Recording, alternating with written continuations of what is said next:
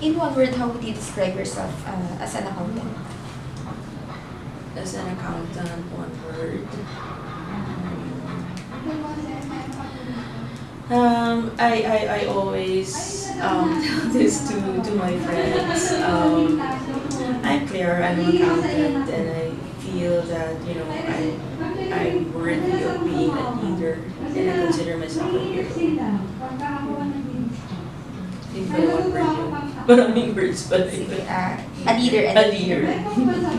Sige, kasi I'll be asking you later if you believe that accountants are the new heroes of the country. Pero later on, let's go back to what you mentioned earlier. You are also an advocate of Yeah. empowering women, and you also support the victims of prostitution. Yeah. How did this happen? Being victims of prostitution, I was in SMO, I was like attending mass, and what was I praying for that time? Because I would probably, if it wasn't like work, I was praying for something else, and then may mga madre doon, and then they were asking for donations. They call it Mary Queen of Heaven. So they have an office here in Pasig, and they also have in Cebu. So when I started like giving donations to them, I didn't know na yun pala yung advocacy niya. I thought it was just for sa mga madre. And then I've been, parang they were like part of what they call like my support group, yung mga madre, because they were like, they got my number, so they were like texting me. So, and then I had the chance to go and visit Cebu, because it has something to do then with PSI, because I'm training to be a facilitator. So when I was in Cebu, I went to visit them, and it was really heartbreaking. Like there was a 14 or 15-year-old kid. She was forced to do prostitution kasi by the family. Kasi wala silang makain, so parang she was forced to do it with a foreigner, and then she got pregnant. And parang nakakaawa na, you know, we are supposed to be a Catholic country, but then hindi alam ng lahat that there's too much prostitution going around, especially in Cebu, in Bohol, and other places. So that's how I came to support that. Ang advocacy ko is really on the young and yung mga old. Why the young? Because you want to inspire them, you want to make a difference in their lives para they can grow up to be good leaders, to be good children of God. The old naman, because a lot of people are, the older ones are being forgotten. And that's one thing na so sad that when I go to yung Golden Acres, or when I see like when we supporting mga old acre and one other forgotten. So when you go to see the old people, yung old houses for the old people, nakakaawa na they've been forgotten. So we all started, like we all have our lolas, we all have our parents, so and we all became successful, so why have we forgotten our old people? So yun, nakakasad. So it's usually the young, or it's usually the old that I support.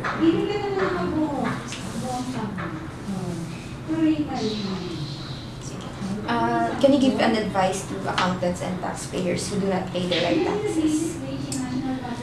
My advice to accountants na who do not pay the proper taxes is, I guess they have to revisit yung sinumpaan nila. I mean, like the oath that they've taken when they were, When they passed the board, and when they took their oath. I think they have to go back to that.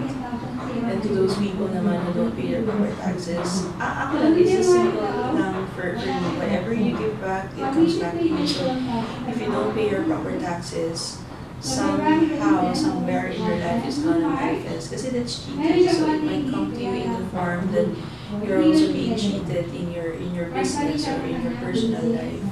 Because I believe that all of us are interconnected. So whatever I do to you or I do to myself, I'm doing it to the rest of everyone. So that's simple love for me. We go back to the basics. We all know, we all say, especially for those who have been, in Catholic schools, you live by the golden rule. You don't want to do what you don't want to do to you to others what you don't want to do to yourself. So it's a simple now for me. Nothing. It's not rocket science for us to be doing the right thing.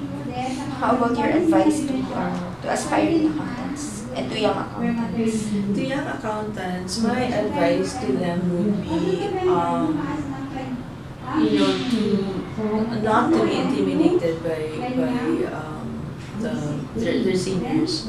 Because I feel that if a person is already has reached a certain stage, marami na silang old habits or old programs that they couldn't let go. So the young accountants have to be, they have to be open and they have to take that, parang pick someone, pick a mentor that they can look up to and not be confined with whatever they think just because somebody is doing it or how do I explain this? Basta just be open. Even for my son, that's what I tell him. End of the day, like what I told you in my interview, I always live by that. If you think that end of the day, you can say to God and to man that your day's work is worth your day's pay, then you are an honest man. So we need to say, just doesn't mean you've accomplished so much, but it's always like quality over quantity by it. So it's that simple for the young accountants. Make sure that you always do the right thing. Do you believe that accountants are the new heroes of the country? Do you believe that accountants are the new heroes of the new heroes of the country? Well, yeah, that statement could be true, but not just for accountants. I guess in any field that you are in, you can be a hero. If you are a leader, to me, a leader is a hero, and leader meaning to say that you don't lead others, but leading yourself to be a better you. So yes, in that concept, if accountants are doing the right thing and making a difference in the organizations that they are working with, making a difference in the country, in the Philippines, then yes, we are heroes. That will be the last question. Pero before we end po, may ipapa-recite lang ako sa inyo. Okay.